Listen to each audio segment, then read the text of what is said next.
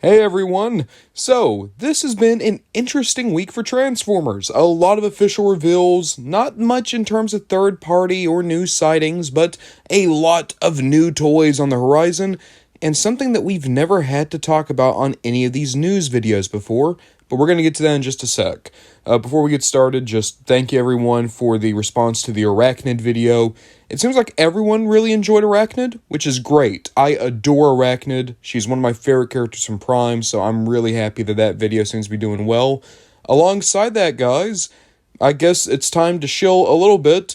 I have an Instagram. I'm Ron Bondajon over on Instagram. I'm doing my best to make a post there at least every day and do kind of like we're doing over here. I'll reply to comments and stuff. But hey, if you want to follow me on Instagram, I'm over there now.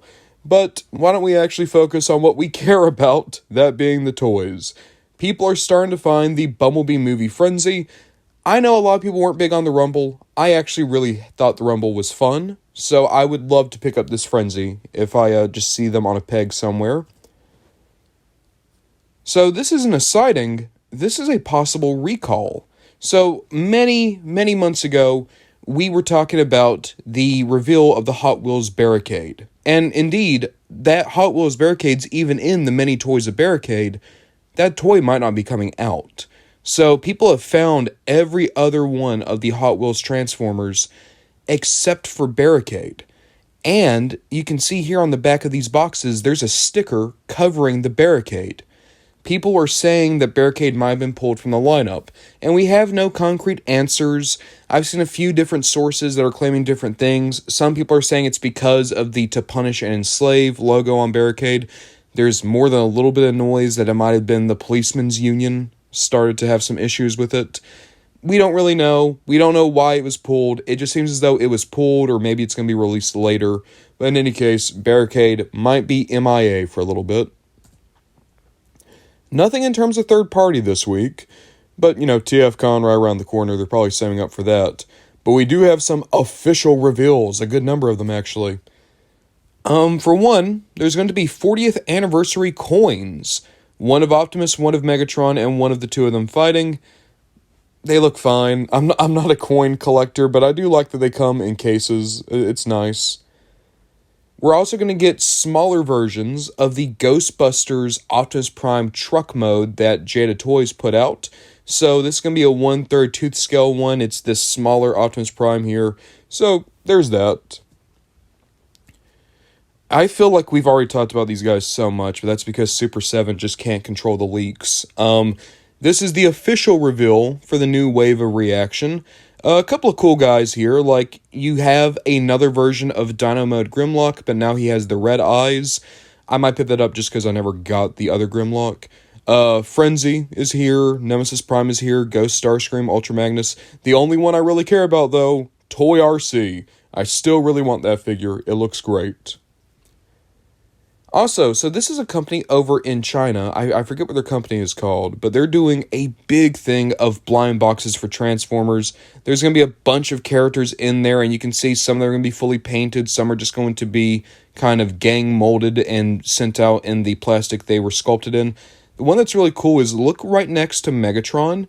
That's supposed to be the Allspark on like a podium, and it's like emitting electricity and energy. It looks really, really cool.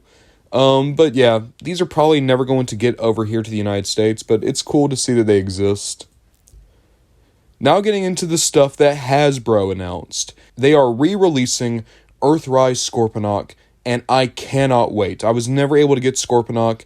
I would absolutely snatch this guy up. I don't care about Fort Max. I'm happy they re-released him, but I definitely want to get Scorponok. In all honesty, I'm hoping they might re-release Omega Supreme eventually. That'd be really cool. But I'd be happy if I could get Scorponok, because he looks beautiful. There's also been some new reveals, so this is going to be the Studio Series 86 Galvatron. It is more or less just a light remold and heavy repaint of the Kingdom Galvatron. I do think it looks better, but it is going to ultimately be the same toy, just in more movie-accurate colors, because he is supposed to be more of an indigo, which is what we're getting here. Now this I'm into.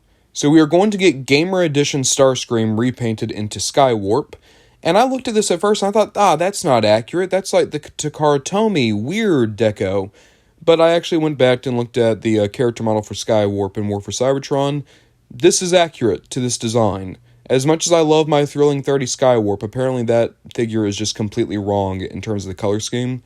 I do prefer the Thrilling 30 Skywarp, both as a toy and as a deco, but I'd pick this up because I do like that Gamer Edition Starscream, and I cannot wait. I'm hoping they'll do a Thundercracker. Surely if they're doing Skywarp, they're going to do Thundercracker.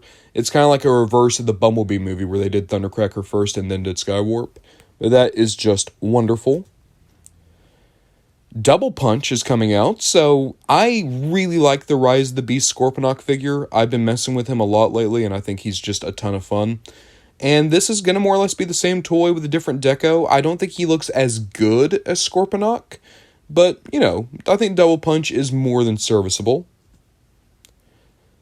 This one, I don't really know what my opinion on it is yet. So this is going to be the Star Wars Transformers crossover line reborn to give us the Mandalorian. He's transforming into the Naboo starfighter him and Grogu have been hanging out in. It looks fine. I'm not big on some of the proportions here. I really don't like the big shoulder points, and I think he looks a little bit weedy. I think he looks better than a lot of the Star Wars Transformers of old, but not much better. At the same time, if you're a big fan of Star Wars Transformers or a big fan of The Mandalorian, then this looks like it'd be perfectly fine. It's probably not going to be for me, but, I'm glad it exists because I'm sure there's someone out there who is really into it. Maybe if he had a cape. Maybe if he had a cape or a cloak, I'd feel more into this. Because, you know what? Capes on Transformers always works. Now this! They're doing Hatchet! I actually just got the Dark of the Moon Cyberverse Hatchet. Such a fun toy. They're finally doing a bigger version of it. I will say the other Dreads in Studio Series did not turn out all that well. So I guess we're just going to have to wait and see. But hopefully Hatchet turns out okay. Because, come on, it's a big, ugly dog thing that turns into an SUV. That's great. Here we go. Flame Toys giving us more looks at their Beast Wars Megatron model kit coming up. It's just going to be beautiful. I cannot wait. I am absolutely going to try to pick this guy up because he just looks perfect. He's exactly what I'd want out of a Beast Wars Megatron redesign. Plus, he reminds me of the IDW Beast Wars Megatron, especially with a lot of the curves here. A great looking toy.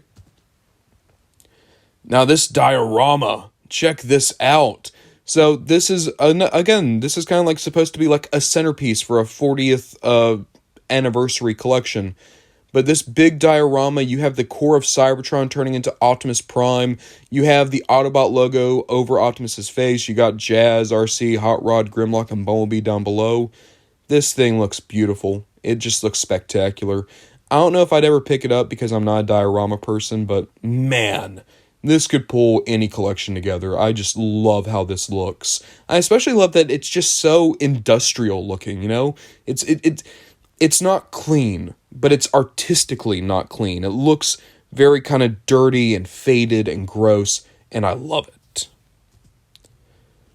And then we're getting to 3-0, my favorite company doing Transformers aside from Hasbro. We're getting more looks at their DLX Lockdown. He is going to be an event exclusive, at least this Lockdown with all these accessories. It's going to be a great Lockdown, probably the best version of the movie Lockdown to ever come out as a toy. He's not going to transform, but he's going to be a perfect representation of him. But when it comes to 3-0, I don't go for DLX, I go for MDLX. We're finally going to be able to get that Acid Storm and Sunstorm we saw months back. So, these guys are going to be released on the Big Bad Toy Store. Acid Storm, you have to pre-order on October 26th, and Sunstorm, you have to pre-order on October 28th. I think people are saying that they're going to go for around $90, so they're going to be a lot cheaper than the other Seekers in this line. I am not much of a Sunstorm person, but at the same time, I think I could go for Acid Storm. Maybe. We'll see how I'm feeling on the 26th, because I still need to get Thundercracker and Skywarp and Sideswipe to catch up. But there's something about a Green Seeker, man. It always works for me. It always works. And that's all the news this week. Overall, like I said, there were a lot of things to talk about. There were some great things like the Scorponok, like seeing some of these MDLX guys, that diorama. I was literally just looking at that diorama for a few minutes, just trying to take in all the details. But other than that, it was more or less a pretty slow week. Like, the most standout thing really was the unfortunate news of Barricade being recalled. But we're just gonna have to wait and see. Thank you guys so much for watching, and hey, we'll see what we get up to next time.